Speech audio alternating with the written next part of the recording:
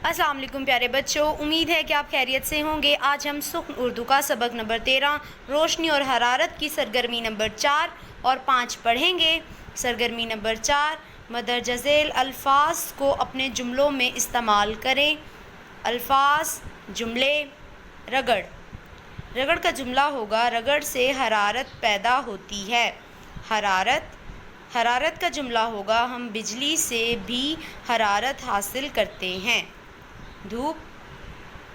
धूप में मत बैठो। रोशनी। सूरज रोशनी हासिल करने का सबसे बड़ा ज़रिया है।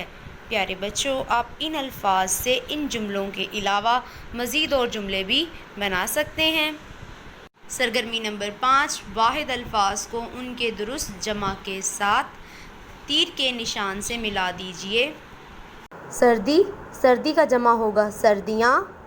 तीली, तीलियाँ। मोमबत्ती, मोमबत्तियाँ।